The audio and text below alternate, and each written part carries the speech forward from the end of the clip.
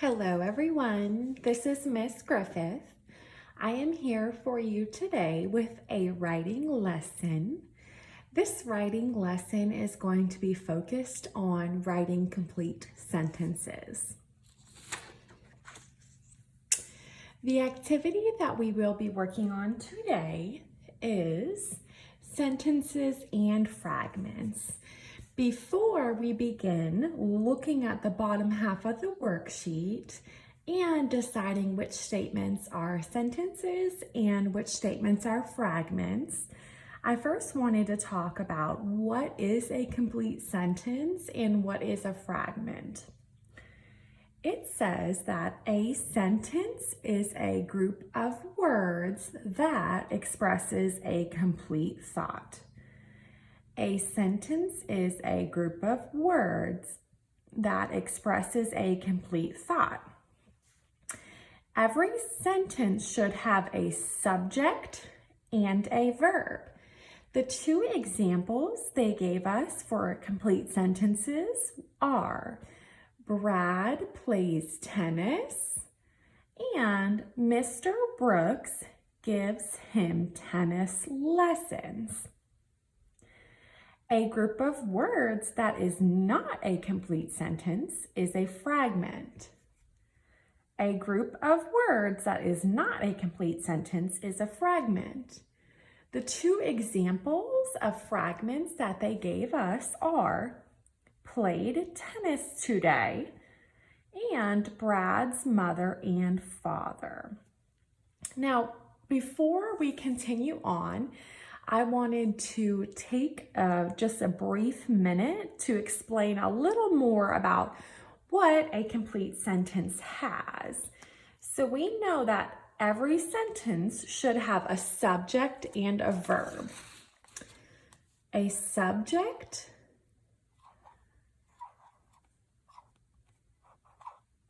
is usually a person. So an example of a subject could be doctor,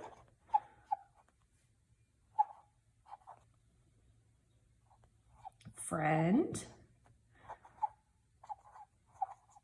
mom,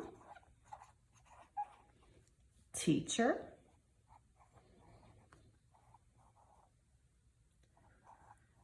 so we know that every sentence has to have a subject, and normally it is a person. Now, every sentence also has to have a verb. A verb is an action. So if we were thinking of examples of action words, we could think of run, jump, swing, hop. So verbs are action verbs, and I'm just going to draw someone swinging here. We know that in a sentence, there has to be a subject, which is normally a person, and there has to be a verb, which is an action. Now that we have reviewed subjects and verbs, I wanted to take the time to go over the statements that were given to us, and we will determine whether the group of words or statement is a sentence or a fragment. I need to read the directions before I begin. Tell whether each group of words is a sentence or a fragment. Write S next to sentence. Write F next to fragment. Jordan and her best friend. Jordan and her best friend. I certainly do have a subject because I'm talking about Jordan and her best friend. Do I have a verb? So do I have any action going on here? I do not have any action. I'm going to write that here, action or verb. I don't have it, so I'm going to cross it off. And I'm going to write fragment. Excuse me, I had another quick sneeze there. I wrote F for fragment.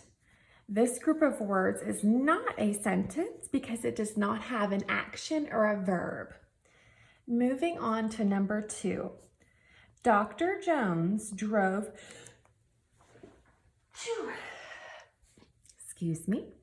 Dr. Jones drove to his office. Dr. Jones drove to his office. Okay, so I have a subject, Dr. Jones, that's the person, and I do have an action here. He's driving to his office. So this group of words is a complete sentence because I have a person or a subject and a verb or an action word. Moving on to number 3. Sang and danced all day. Sang and danced all day. Well, let's see here. Do I have a subject? Do I have a person that I'm talking about? Sang and danced. I don't have a subject. Now let's see if we have a verb or an action. Sang and danced all day. That is the action there, but I am missing my subject or my person because this group of words does not have a subject or a person. It is not a complete sentence, and it is a fragment. Moving on to number 4. Olivia gave her homework to the teacher. Olivia gave her homework to the teacher. Let's see. Do I have a subject or a person? I do. Olivia is my subject or my person. And do I have an action? Gave her homework. I do have an action. And once again, I have a subject. So this is a complete sentence because I have both the subject and the verb. Number 5. Mr. Juan lost his pencil. Mr. Juan lost his pencil. I have my subject or my person, Mr. Juan, and I have the action. He lost his pencil. This is a complete sentence because I have a person or a subject and an action or a verb. 3 more to go. Could not find his cell phone. Could not find his cell phone. Well, let's see. Do I have a subject or a person? I am not sure who they are talking about in this sentence because there is not a subject or a person. Now let's check to see if there is a verb or an action. Could not find his cell phone. We do have a verb and an action, but because we do not have the subject or person, this is a fragment, so I'm going to put an F on the line. My left shoe. My left shoe. This object is actually going to be the subject, but do I have an action or a verb? I do not. It is not telling us what the shoe is doing or what happened to the shoe. So this group of words is missing the action or the verb, and because of that, it is a fragment. Spun a web in the doorway. Spun a web in the doorway. Let's see. Do I have a subject or a person? I do not see one because I'm not sure who spun a web in the doorway. Do I have an action or a verb? Spun a web. Yes, I do. Because I am missing the subject or the person, I am going to label this group of words a fragment because it cannot be a complete sentence without a subject or a person. Writers, as you practice writing at home, I want you to think of this activity and I want you to try to write in complete sentences.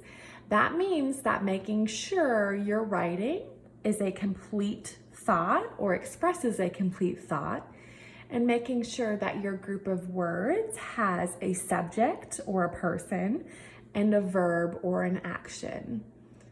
All right, we'll hope to see you soon. Goodbye.